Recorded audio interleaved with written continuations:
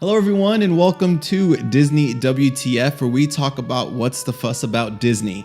This is episode 37, and for those that don't know us by now, we are a Disney couple. One of us is a Disney fanatic, and one of us is not, but somehow we've made a way to make this relationship work. That butt was bigger than ever. Yes, it was. Butt. Big butt. It's a big butt. Yes. How's it going today? I feel great. Yeah. I'm wearing my Mickey Waffle shirt. I got my matching phone case. We've got our bride and groom ears adorning our table. I mean, it's wonderful. I can't believe you have a matching shirt to your phone case, and it's a Disney waffle. It's a Mickey waffle. That's insane. Yes. Well, I mean, it's not insane. It's a lifestyle. It's a tad crazy. I'm drinking out of my Mickey mug. Yeah, I'm excited for you. Shaped like the entire cup is like a Mickey shaped thing. No. It's more than that. It's a hidden Mickey. It's a hidden Mickey. Because you have to drink it in order to see the Mickey. It has a Mickey handle. It's crazy. It's a crazy mug. Crazy awesome. Yeah. Headlines. All right. Big headlines this week. So the first headline, there's something that they introduced called Theme Park Extra. And you don't even believe what this is. So it's basically for an additional $50 a day, you can get 3 fast passes in any of the parks. So you can do multiple parks if that's what your choosing is. And you will get a preferred seating spot for the nighttime spectacular of your choice. However, to do this, you have to be staying in a club level of a resort or in a particular villa. But you still have to pay the $50 a day, and you have to have at least a 3-day park ticket. So, and people are really, the reviews are mixed on this one. Because like you can do this, but you have to be like real fancy. Yeah. And people are also concerned that it's going to limit the availability for attractions for the regular people who are not going to pay the $50 or who are not staying club level. Yeah. Damn. That's hard. Yeah, and I mean, people are bringing up things about, Flight of Passage, for instance, in Pandora. The fast passes are so difficult to get already. Well, now they're going to be even more difficult. Yeah. But Disney did state that it's not going to change fast pass reservations for the common folk. Yeah. But I mean, I don't know. I don't know how to feel about it because I guess we haven't really seen how it's going to affect everybody. And if it even works. Yeah. But if it does work, they're probably going to expand it to different, make it more available to you. Maybe you'll just get a discount if you're staying club level. So instead of $50, it's like $100. Yeah. I mean, it's crazy because it's like the system at Universal. Well, I don't know because I've never actually used the system at Universal, but I know you do have to pay for that preferred line status. Yeah. So that makes sense. Yeah. It'll shake out. Okay. We'll see how it goes. We'll see. Okay. Next headline. This one totally caught me off guard. I didn't see it coming, but when I read some articles about it, I could have seen it coming. All the background music in Hollywood studios has been changed. All of it? Well, a lot of it. I don't have the confirmation of all of it, but a lot of it has been changed. And what they're doing is unincorporating non-Disney properties from their background loops. So they're making it more Disney-fied. And what Disney said was that the reason why they're doing it is because it's like you're going to be stepping into your own adventure. And it's all a part of the rebranding of Hollywood studios, which now, of course, after I hear that, of course it makes sense. Of course they're going to change the music eventually. It's the whole vibe. I know, the whole vibe. The whole vibe. And I get it. Music is one of those things, too. It's like one of those unconscious things in the background that totally affect your mood, and you don't even realize it. It's amazing. Yeah. Disney mind control. Yeah. Always thinking about it. Hidden messages in the music. Are there? Aren't there? I don't know. Probably. There might not be. I hope there is. Not. Okay. All right. Next headline. Minnie Mouse has gotten a star on the Hollywood Walk of Fame. Cool. Okay. Yeah. Does Mickey have one? Yes, Damn, he does. That's scandalous. I wonder why that took so long. Well, do you want to know when he got his star? Yeah. 1978. Wow. On his 50th birthday. Wow. Yeah, and so Minnie, it's 2018 now, oh, okay. So that's what, 40 years later? Yeah. Wow, 40 years it took for Minnie Mouse herself to get one. I feel like that's, playing in trends with, with like equality and The all climate, that kind of stuff. that kind yeah. of a climate that's going on. Yeah, like women equality and race equality, all that stuff. I think that's like playing into it probably. But you want to hear some surprising things? Because I read up on it. So a couple of things about the Mickey star. He got it. Well, I already said he got it on his 50th birthday. He was the first fictional character to ever have a star on the Hollywood Walk of Fame. Cool. So that's crazy. pretty awesome. And I was wondering if Minnie Mouse was the first Disney female character to get a star, but she wasn't actually. So what were the other one? Or what are the other examples of stars? What do you? Like fictional Oh, stars. okay. So Snow White Oh, okay. was the first one, and she came in 1987. And then Oh, then I take it back. so she's not pioneering. Yeah, I thought she was gonna be the first one. Yeah, and also Tinkerbell in 2010, she got Smart. one too. So, so it's not. She's not technically pioneering, but it did take her a long time because you figure she's been around since Mickey, Yeah. and it still took her 40 more years. 40 years is a lot. I wonder what the narrative is. Like, I wonder if like they're, what the conversations are behind the scenes of like, all right, we really need to start like, upticking, our marketing for Minnie, because maybe like the minivans, like all that, Yeah. like all that stuff is maybe like a part of some big grand scheme of like making like Mickey the face of Disney. I mean, Minnie the face of Disney. What if that happens? Rebranding. It could. You see what's crazy about that is that they're coming out with like a Mickey ride, Yeah. which means like they're taking away like that part of him that's like that was always there in terms of like he was like the face of, but you never had a ride for it. Is there a Minnie ride? Well, Minnie's going to be on that ride as well. Well, that theory goes out the window. But still, You were really, really I was passionate tugging on about something it. there. But okay, well, I still think I don't know. They're making like a crazy push for marketing for Minnie. Well, they definitely market Minnie's style. So the blogs that are Disney sponsored, they always talk about rock the dots, like polka dots, because that's Minnie's signature look. I mean, I can definitely, and especially with the popularity of like rose gold Minnie ears, and everybody's making their own ears. Yeah. I mean, I can see that transition happening, and Disney's kind of late on the bandwagon, actually. Yeah. What do you think? Yeah. Yes. No, I already gave my thoughts on that. Oh, okay. I didn't realize you were finished so far. All right. Well, last headline. The Festival of the Arts at Epcot is back. Okay. And I'm so excited because last year, it was the inaugural year, which means it was the first one. It blew my mind. It was so awesome because it like combines an art festival with Disney. So they have all these amazing renditions. It's like, okay, you know the Art of Disney? The store. Yes. All over Epcot. Imagine okay. that. Imagine it just exploded all over Epcot. Did I and go to there's that? food. No, I went alone. Oh, okay. I went all alone. Well, I drove up there alone, but then I met Matthew and Michelle. Yeah. So Cool. yeah, but it's back and it's going to be better than ever. And I can't wait for us to plan our trip. When does it start? It already started. We only have a few weeks left. I want you to put that in your mind. Okay. We have so much Podcast to do. record. All right. Okay? It's okay. We'll figure it out. Yeah. And something I didn't do last year was see the Broadway shows because it's supposed to be a combination of the culinary, visual, and performing arts. And I did not get a taste of the performing arts last year. So it's Broadway stars singing Disney songs. Oh, cool. I know. That's pretty cool. I know it's cool. Yeah. Okay. But anyways, I'm really, really excited about that. And if you are there or going there, I have a lot of FOMO. Yeah.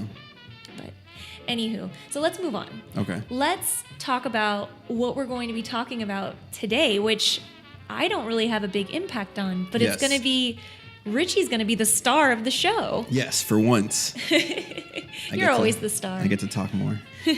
So, today's episode is going to be about how Bitcoin is like what's the mountain called? Big Thunder Mountain? The first mountain. Matterhorn. Matterhorn. Okay. So today's episode is going to be how Bitcoin is like the Matterhorn mountain. Yes. Okay. Okay. But the entire episode is going to be about trying to help understand what Bitcoin and blockchain is and how it can apply to Disney. And we're also going to talk about how, fun fact for the world, there was a blockchain coin technology, which is something similar to what Bitcoin is. There was a Bitcoin that Disney basically made. That's pretty crazy. Yeah. And I mean, it wasn't, in like the main part of Disney, but it was at a Disney incubator or something, like at some office that was owned by Disney. Where they invest in like emerging technologies and things like that. Someone came up with this idea, and it was made under the Disney name. But then later, because of the nature of these technologies, most of it is open sourced and open for everyone. So they actually turned it into a different name, but it was made by Disney. Is it still Disney's coin? I don't think it's still Disney's coin. They made a foundation out of it, basically, but it was from Disney.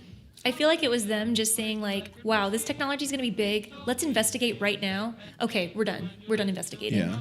It was made into a foundation, and not actually. I don't think it's. I mean, I don't know like if the exact specifics of who has what ownership, but I do know that it's currently under its own foundation name and not under the actual like Disney name. Okay, gotcha. And before we really get into everything, I want everyone to understand that I am not a financial advisor, and I am just now starting to research about how these technologies work.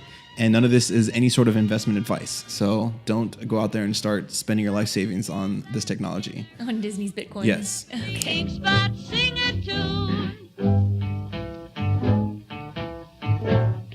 So we're first going to start about like trying to understand what is Bitcoin like anyway, and why is it important? Okay. Because we have to have an understanding as to what it is before we can talk about how it can be applied at Disney.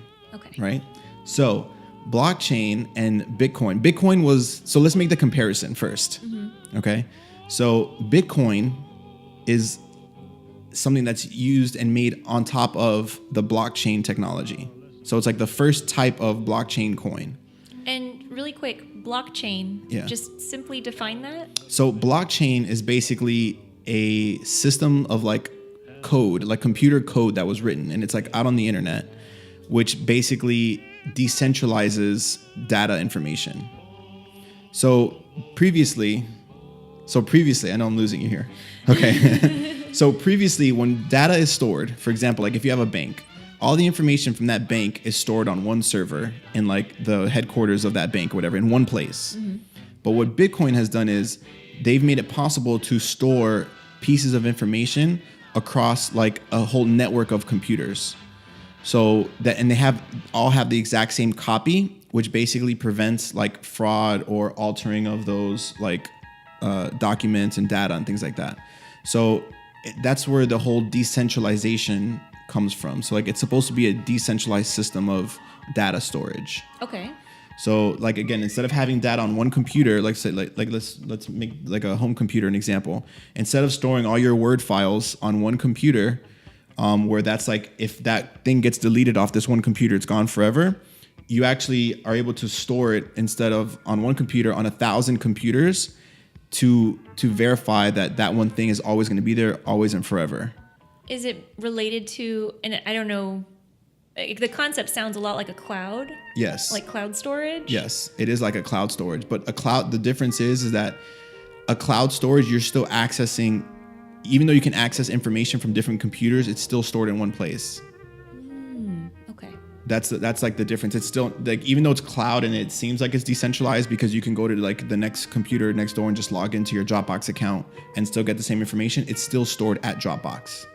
So here's my question then in terms of security. Yeah. So if it's stored across all these different sites, doesn't that just by statistically make it more easy to get access to private information because it is available on so many different areas? Well, the goal, most of it is actually not intended to be technically private. It actually is supposed to be like open source. And like, I mean, there is some like differences of like opinions where some people do want private money, but for the most part, it's actually made for the openness of everything. Mm-hmm. So, and because of that, and in terms of security, so a lot of people are worried about, it being internet money. And they're, well, what if it gets stolen and things like that? But blockchain is actually technically more secure than a central system, because if it's gone from that one central place, that's it. But if I have money on a blockchain and my computer gets hacked and someone tries to take that money, there's 1,000 other computers that says, no, that actually never happened, because we have copies and we know exactly what actually was supposed to happen, not off of that one computer that just got hacked. Okay, so like if I have my money at a bank and the bank gets robbed or the accounts get, frauded, then that, like, let's say they had bad customer service and they say, oh, no, it's gone. I don't know where it went. Exactly. But this prevents that, basically. This prevents that, yeah. Now, there has been like instances where money has been, like, places have been hacked, but that's happened because there's companies and software that gets built on top of the blockchain. So it's like, think of like you're in a car and someone just put like another car on top of you and you're still rolling along that car. There's been instances where that top car got stolen, but never was it hacked into like the main car, like that main like interior blockchain or whatever. So you're still safe in the car. So you're still safe in the car. Well, no. But that's the thing. Like sometimes the money, you transfer your money to that other car and that whole thing gets stolen. But that's because that top car didn't have good security or whatever. Okay. So like there is a lot of ways that you can get your money stolen. There's a ton of scams out there of people taking this Bitcoins from people. So if you do decide to get into investing in this kind of thing, or you want to put money in there, like you have to be extremely careful because you can get your money stolen still. So it's only as safe as you like do your research to find out. Like if you do everything right, it's literally impossible for your money to get stolen. Literally impossible. Mm-hmm. But there's a ton of things you can do wrong. And it's because it's all new. We have no idea like what the general practices are. So so a lot of people are like losing money or it's getting hacked and things like that because it's so new. No one really knows exactly how to actually keep it safe. But it's actually the safest way of keeping something if you do it right. I mean, it's pretty interesting because the way you're explaining it now makes it seem pretty accessible to understand. So if you figure, paper money that we're all used to carrying in our pockets and our wallets, well, we can say credit cards too, to go with that. But, if you go to a different country for the first time and you didn't realize that pickpocketing was a big deal because you didn't do your research beforehand. Exactly. You can get your money stolen right out of your pocket because you didn't know and do your research ahead of time. Yes. So it's definitely like the comparisons, they line up. Yeah, exactly. So the reason they call it blockchain is because every transaction that happens gets stored on one block. And then after that, all the other new transactions that come in the next, given time, whatever that time may be, that gets stored on the next block. And then, but they're all linked together. So if you're on one block, you can always go back to the previous block to see what the information was. So that's why it makes it a blockchain. Okay. So which makes it very similar to train carts, like on, Big Thunder Mountain, let's say. So that brings me to my comparison as to why, like, Bitcoin is like the Matterhorn. Okay. Right? So Bitcoin was the first type of coin to be produced and like coded onto the blockchain technology, just as being a mountain of a roller coaster at Disney, the Matterhorn was the first one. Yeah. But as we know, after the Matterhorn came Thunder Mountain, came Spaceship Earth, came all these other mountains that were mountains of roller coasters. Point of clarification, Space Mountain, not Spaceship Earth. And Space Mountain was first. Okay, whatever. But anyways. But just as how Disney created all these other mountains that were roller coasters, they weren't created equally. They had different things about them, right? So, which is similar as to what's happening right now in the blockchain technology. Bitcoin was the first coin made, but now there's 1,000 other coins that are made using this technology, but have their own different characteristics and have their own features, like whether it's lower transaction fees or whether it's quicker transaction processing or whether it's being applied into a different industry and things like that. So that's why there's different coins and things like that, which Disney at the time, they made their own basically new Bitcoin, but it was called Dragon Chain. So that's what Disney owns, which I think was insane that Disney even like allowed this to happen. Okay. Now, just really quick, let's backtrack a little bit before we get back to Dragon Chain. Okay. So I just want to thought, like, the comparison I'm thinking of in my head, it's in terms of the mountains and each of the different blocks that are making this chain of mountains, for instance, in Disney. So, like, let's say, like, the thrills were the currency. Like, if thrills were the currency and the Matterhorn closes down Matterhorn's a bad example because we're not in Disneyland. Let's say Space Mountain closes because of refurbishments, then you will get your thrills from Big Thunder instead. Yeah. Okay. Equally. Well, but not necessarily, because maybe Big Thunder goes faster, whereas Space Mountain is in the dark. So it's not quite the same, but you're going to be thrilled nonetheless. Yeah. So, I mean, it's almost like an exact thing. Like you can't go to, like you're going to get the same excitement of a ride. Yes. But they're not exactly like they're not interchangeable. Mm-hmm. Like you can't show up at a different mountain and expect to have all the same things and features or whatever. Just as how if you hold Ethereum, which is an altcoin to Bitcoin, you can't just like readily use Ethereum like it's Bitcoin. You would actually have to fully convert that currency into a whole nother like Bitcoin. And so altcoins are like alt mountains. So altcoins are alt mountains. Yes. Okay. That is exactly correct. All right. And Bitcoin is the Matterhorn. And its alt mountain is Space Mountain. Exactly. And all the other ones that will come after it. Okay. Now, the reason why this technology is crazy and important is because it is now making it much easier to use currency instead of having, paper money that you have to deposit into a bank, and then have that bank then send it to someone else if you want to pay, and then sometimes it takes 3 to 7 business days depending on how you want to send your money, and then there's high transaction fees. Bitcoin has made it so you can, like within minutes, send someone else another money, whether they're in Africa or whether they're next door, without worrying about all these different transaction fees and wire transfers and going through all that stuff. Plus, that information is safely stored across thousands of other computers and data centers, so that information of that transaction can't be lost. Okay. At the same time, too, a lot of people are wondering, well, what's the value? Like why is it valuable, Bitcoin, right? Yeah. Like people was like, well, it's just something on the internet. How is that possible? I can't hold that dollar in my hand, or I can't hold that gold in my hand. Well, the inventor of this, he made a limited supply of Bitcoins. He capped it at 21 million. So there's only 21 million Bitcoins that can ever be used in currency.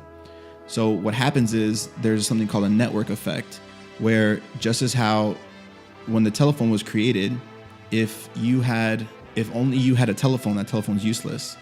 But if your neighbor had a telephone and then their neighbors had also telephones, that's when the telephone became important, because it was a network created. Mm-hmm. So similarly with Bitcoin, if only one person holds a Bitcoin, it's useless.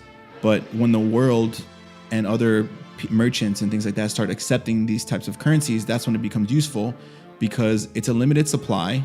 So so that means it can be created value once that trust comes into the market, understanding that, wow, Bitcoin and other types of altcoins are super secure and super easy and fast to send this money. When that network comes, that creates the value of that currency, and it's why it's valuable and why it's currently worth over $10,000 a coin. So it's really, really interesting, because like, as you're saying this, I'm thinking like, well, when Walt Disney first created the Matterhorn, he wasn't sure how people would react to thrill rides, mm-hmm. but then he found that it was really valuable because people did enjoy it.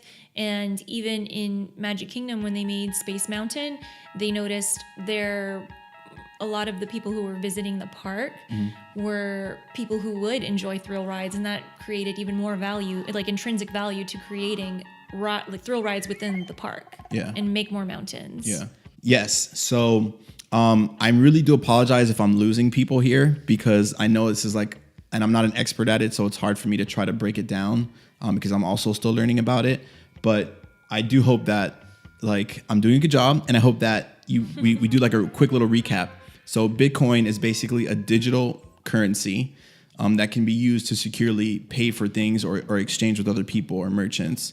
But another crazy thing too is a coin like Ethereum is, instead of it actually being a currency, it's a contract that can be stored on these things.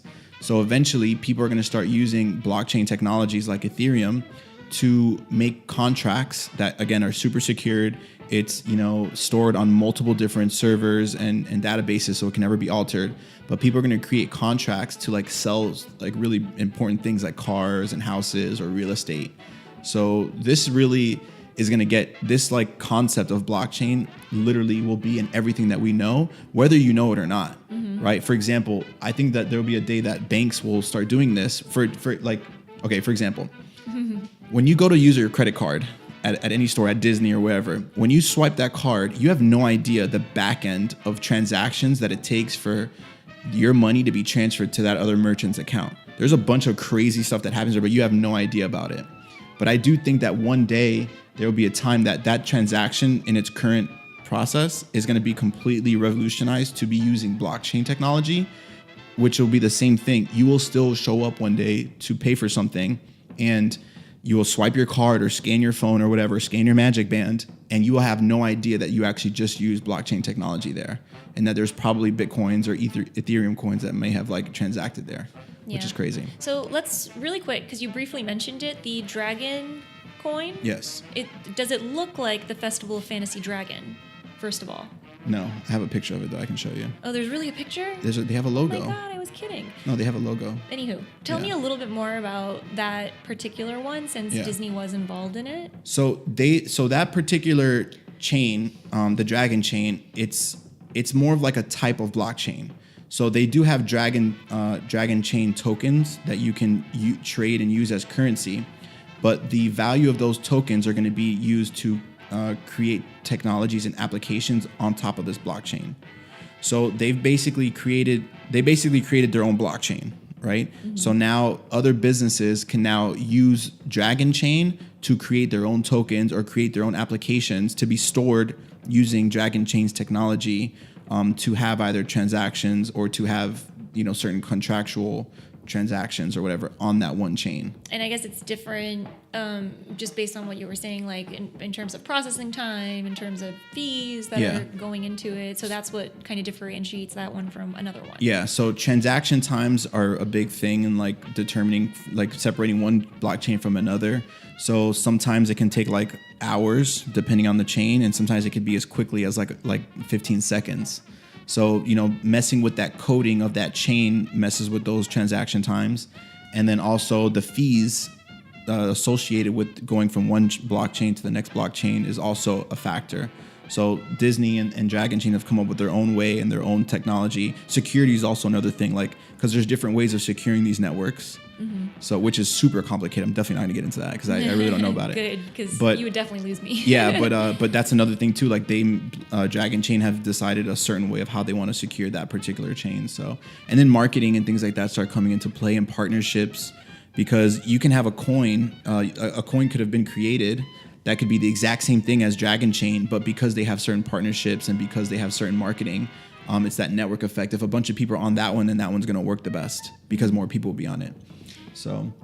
Okay, so then because I know that something we wanted to discuss was how this is going to apply to the Disney consumer, like in part guest. Yes. So, like on the grand scheme of things, I do think that in the way that things may go, it just makes so much more sense to use payments as using blockchain technology.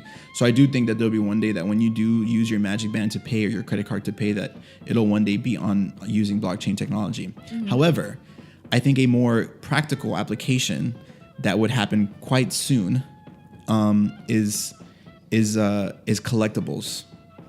So recently, now we're going to move into how blockchain can be applied at Disney. Like, what are different ways? Because there's other things other than just currency, right? Yeah. That you can use this technology for. Yeah. So we'll move into how the different ways Disney can utilize blockchain. The first one here, and I have collectibles. So I'm holding up a digitized Mickey pin. And the reason for that is that, like I said, with coins like Ethereum, you can build contracts on these technologies that are stored forever and never changed. These contracts are basically code, right? Mm-hmm. They're just coding of anything. Now you can code in a computer anything. For example, you can code an image of a pin or a Mickey Mouse or a Disney pin or whatever. You can code that into existence, mm-hmm. right? So what I think that Disney may one day do is, instead of having pin trading, like physical pin trading, there might be physical characters of Disney that are created either fictionally or non-fictionally by Disney on this network, and which, if I have a collectible, whatever we call it, which we should come up with a name for it, okay. Like Disney Bit or something, like Disbit. I don't know. Okay, cool. But I like it. we can create like Disney bits and we can trade them. Right. And like because again, that blockchain being so secure, if I have one Disney bit that's, say, like the ultimate Mickey or like the original Disney bit Mickey, if there's only one of those ever created and you have it, and I would have it, I can then sell that on that same as a currency I can sell that on that chain to someone else or trade it because they have the mini version of this Disney bit.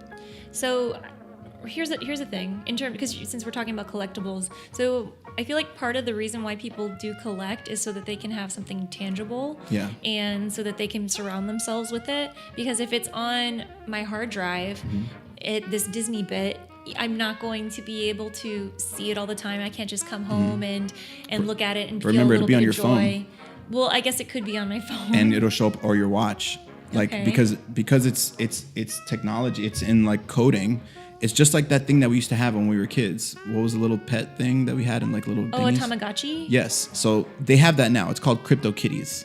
So they have crypto kitties that are based off of the Ethereum chain that you can go online and you could buy a kitty that is a crypto kitty. And there's thousands of them out there. Some of them are super rare and some of them are, like dime a dozen. And then they can mate. You can have these kitties mate and create a new super kitty or random kitty or another kitty that also is just like a dozen other ones. So you can have these pins, these Disney bits. Disney bits, yeah. Disbits. I'm pretty sure no one allowed to use Disney, but anyway. Disbits. Yes. To and create value out of just making. If you're the programmer, you're like, this Mickey one, I'm only going to make one. I'm going to make one, and I'm going to give it to first person that subscribes. Yes. And then they're going to have the most valuable Disbit. Exactly.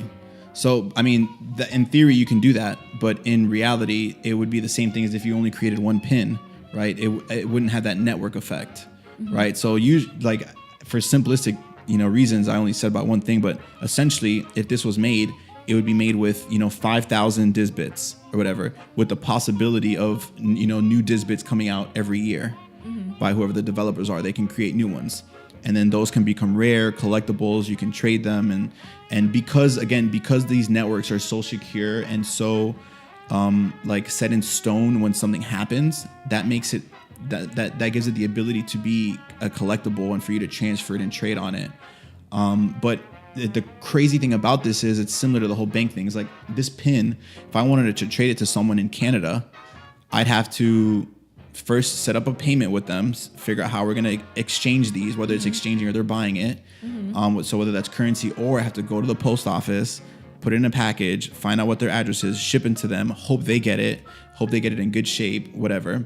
But if like Disbits, you don't have to do all that. You can from wherever you are on your phone, you would be able to make this contract with this other person through whatever app that's created, and then you could exchange that collectible through those contracts. And then just by the click of a button, there would be some back end verifications. It would go to every single blockchain network that would understand and verify that transaction is happening, and then there would be transfer of ownership of this Disbit. So then if the Disbit, if it's physically or I guess maybe with CryptoKitties too, it's something. It's a physical contract. Okay, yes, basically. It's something. But can I exchange that for like money, services? Yeah, okay. Exactly. So like if I have this Disbit, it's worth X amount, like just in dollars, let's say, because that's what we're familiar with, like that type of value. Can I pay for my stay at the Wilderness Lodge this year with this little piece of Disbit that I have left over? So the way that if it was based off of the CryptoKitty platform, the way that would work is it would be on the Ethereum blockchain. So to get one of those Disbits, you'd have to pay with Ethereum. And let's say you paid with $100 worth of Ethereum, you would pay for that kitty, that Disbit would be in your ownership.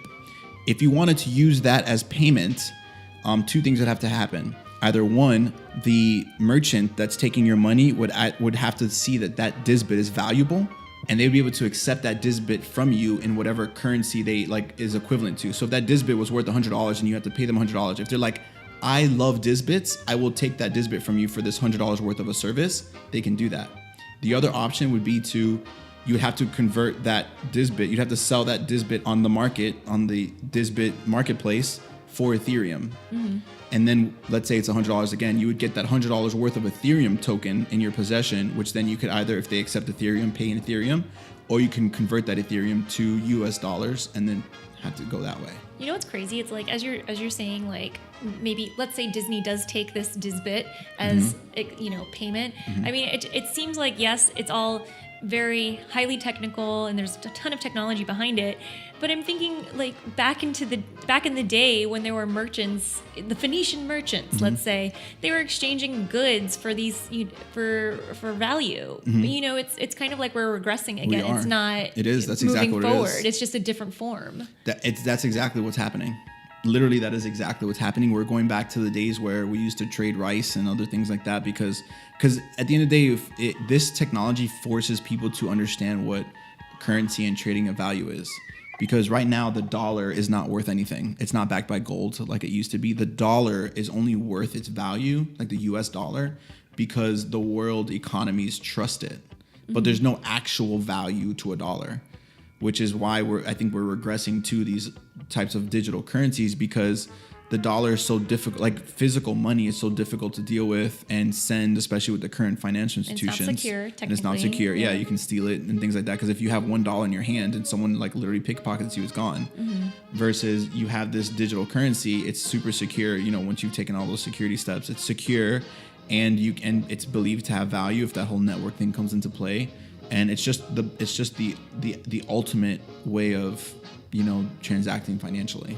So, okay, let's talk about how this is going to apply to Disney. Yes. And the all the different, because I was thinking more from the angle of if I'm planning my Disney trip, these are the steps I take. If I go on my Disney trip, now that I've planned, these are the steps I take in terms of, you know, I need to pay for this, I need to reserve this, how do I secure this type of thing, you know?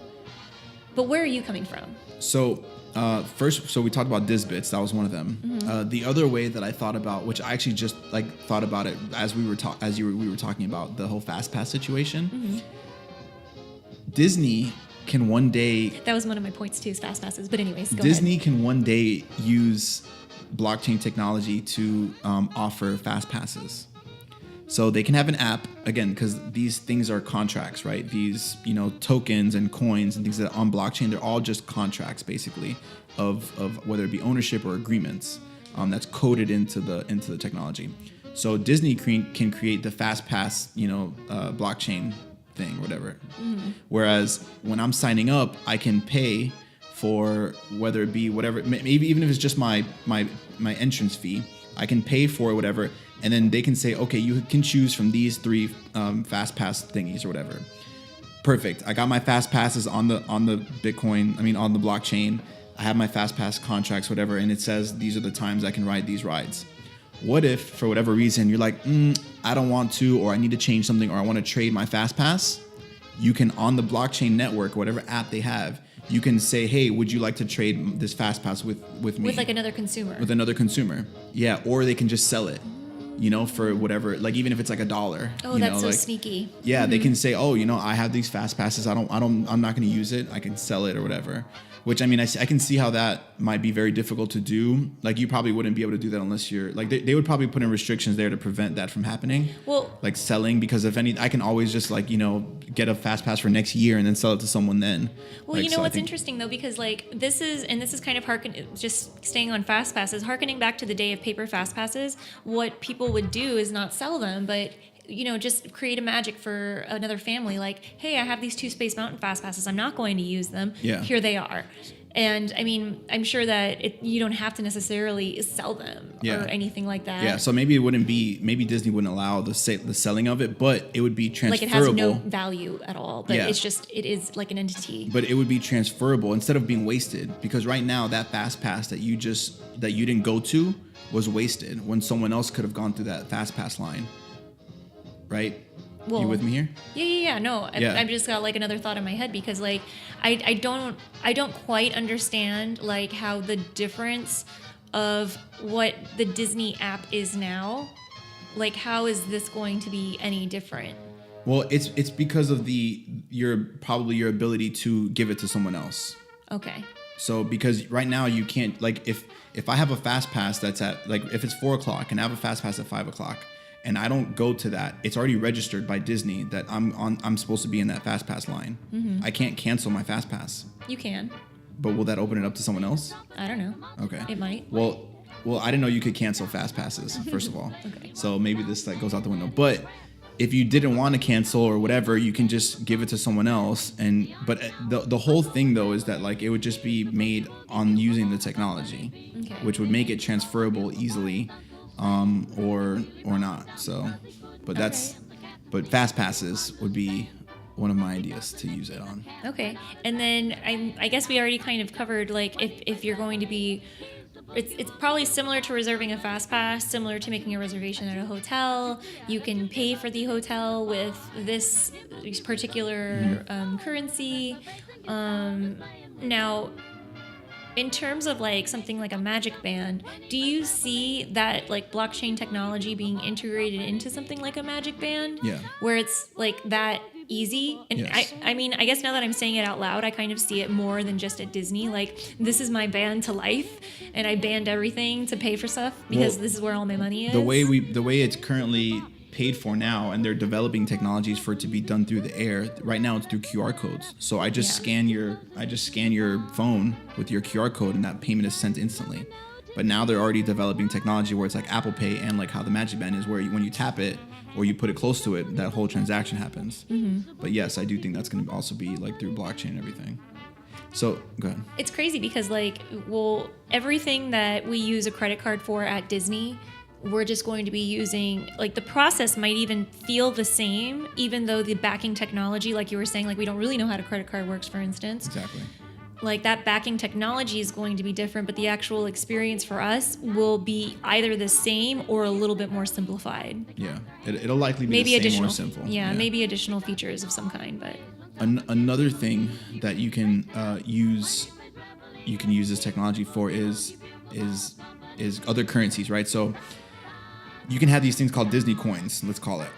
So, and there can be a set supply of Disney coins. Now, you can earn, Disney might be able to set up a way that you can earn these Disney coins and then use these Disney coins also as payment instead of just using money. For example, you can say, okay, Disney can have an event, say, okay, we're having this event at Epcot, and the first 1,000 people that come to Japan are going to get, 1,000 of these coins. Whatever. that come to Japan or from Japan? That come to in the world. I'm sorry. Yes, I forgot what we were doing. Okay. Yeah. Yes. So if you go to Epcot, Disney can have an event, say everyone that comes to this event, and it could be like on some off hours or something, like a secret, because you're on the newsletter you got, that it makes it a little bit more limited. If you get to that place and you do whatever event it is, they would airdrop you these coins. And these coins can then you can use them as payments, whether it be for food at Disney or whether it be for... Or maybe a Disbit. Exactly. But it's just a way of easily giving you rewards for something, and for some action that you did, which you can then use those rewards for a discount on some other purchase. But it's just, instead of handing you a 5% coupon or saying, oh, thanks, it's just a super simple, fun way to give you another form of like currency rewards, so you can go then do another action at Disney. Wow. I mean, I can definitely see how it's going to be like the possibilities are really endless, because literally everything can have a little bit of this technology to, again, like either convert or simplify or make it faster, like whatever it may be. Like, it's really, really interesting to see how, when us as Disney lovers, we're just kind of like, oh, let me plan my trip, this and that. And then all of this can be more streamlined or enhanced, like the experience can be enhanced in some way because Disney has started to integrate this type of technology. Yeah. And I think that from the research that I've been seeing, I do know it's going to get regulated at some point, but I can almost guarantee that Disney will be utilizing this technology in something that they do, whether it be in a couple years from now or 10 years from now. Like, it's going to be used, and I think it's pretty insane with what's happening. So, again, people that are going to start researching, blockchain and Bitcoin and things like that, and if you do decide that you want to have some of this currency because you think it's the future, be extremely careful and do research how to research. Because that's important, because you might think you're doing your own research on finding out something about a coin and you want to invest in it, but you're missing a bunch of things that you never even knew about to look for. So before you start investing, research how to research, and then research like what you're going to invest in, because again, it can be dangerous. You can lose money and get your money stolen. but I do think it's going to be like something of the future. And I think hopefully one day we'll look back at this like, yeah. And the crazy thing is that like we're two lay individuals talking about this. There's much more way smarter people that are in this space, whether they be at Disney or in blockchain crypto technologies, that they're probably going to come and do something that we've never even heard of to Disney. So they're probably already hired by Disney. Like, knowing Disney, like they do so much ahead of time that we don't even realize that it's definitely already happening. And it's scary because it's happening like with us not being knowledgeable about it at all. Yeah. And things are probably going to change, but I mean, it's definitely going to happen sooner than later. Mm-hmm. And I honestly don't like change. Yeah, as most of you guys don't. Thanks.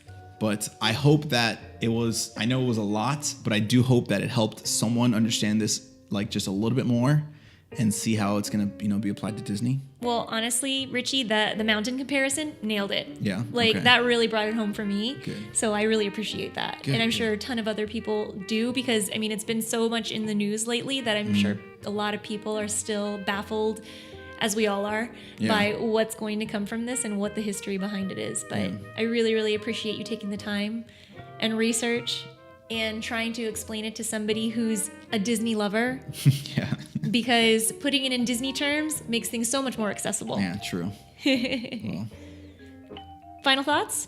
No, hopefully one day we'll be trading Disbits and getting Disney tokens for rewards. But that's all I got.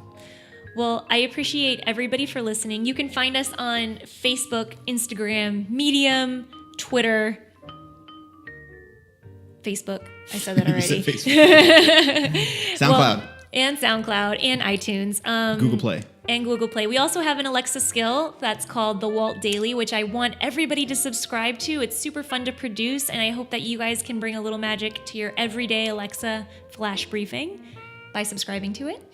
And Richie, as always, thank you for accompanying me on this Disney journey. It's my first time doing the finale, so I don't know what to say. But nailed it. As always, we just hope that everybody has a little bit of magic. As always, we hope that this brought a little bit of magic to your day. We really, really appreciate you guys for listening, and we'll see you next time.